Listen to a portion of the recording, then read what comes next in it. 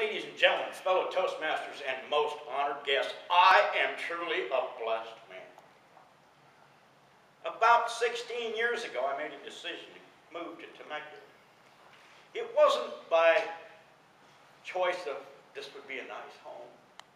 It wasn't by choice of location. It was out of necessity. As we sat in the doctor's office, and he said, "Mr. and Mrs. Summers, I can't predict that she'll die in the next year, maybe 2. But at best, she might have 5 years. And she needs quality care, and love, and a good home."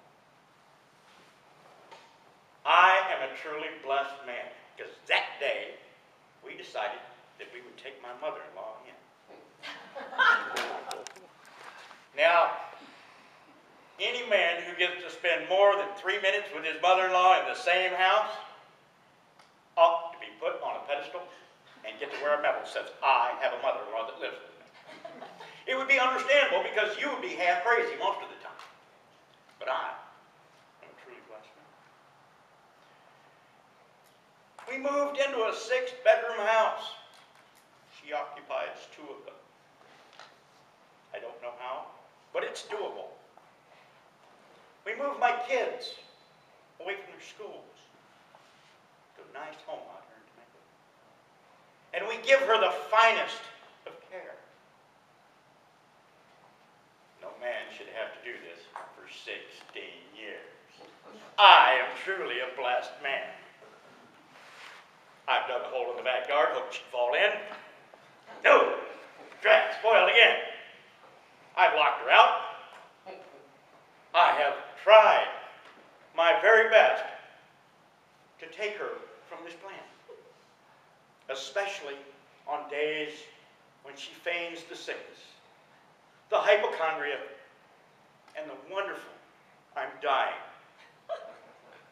Well, hurry up and do it and decrease the surplus population.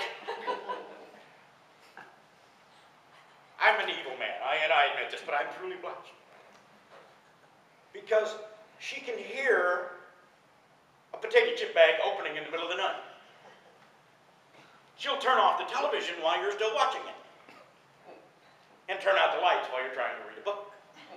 I don't have a key to my own mailbox. She's blind, but she has x-ray vision because she knows what's in my mailbox before I do. It's true. The woman comes in and goes, "I got your mail." Great. Nana, it's okay. There's a permanent crease in the blind because her room is out in the front. My children come home. I am a truly blessed man because my children are still living at home. They're 30. God, I wish they'd move out. But the little crease in the blind and the eyeball comes out. Oh, ding! And she looks like she's on I Spy.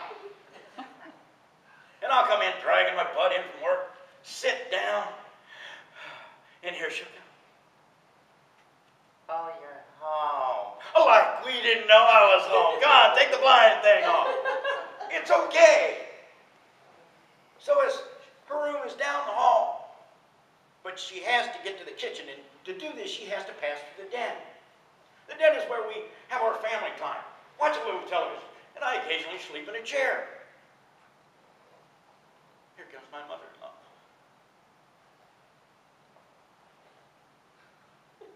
And get around the corner like that. "Oh, you're here. I'm going to get some tea." 3, 4, 5 steps, and the television sits right there. Staring at the television. And blind, you know. Well, good, because the hole that they made for you with front and back doesn't allow me to see through you either. Please, just go to the kitchen. "Where's the kitty? Has anybody seen the kitty? Where's the kitty?" Okay, I don't know where the cat is. I really don't like the cat anyway. It's never been in my house. I don't want it in my house. But she'll come back in, tea in hand, spillage on the floor. We've been doing this for 16 years. It's a fun game to play. Really. Geez. But if you make a phone call to my mother-in-law, you swear to God, that woman's got roller skates on. The phone's ringing! Oh, did you hear that? All right, so I put her on speed dial. I did. She'd be coming down the hallway. Where's the kitty? One. My phone's ringing. And off she'd go. It was great. I did this for months. Because she doesn't have caller ID.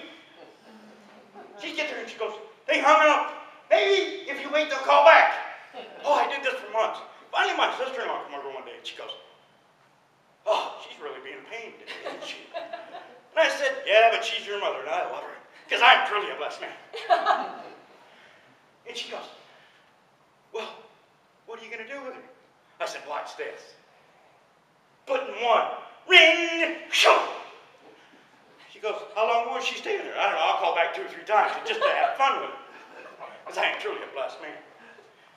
But if you don't live with a mother-in-law, you should, for about a week. You will have a whole new appreciation. You guys that are single, stay that way, man. I'm telling you. Don't go there.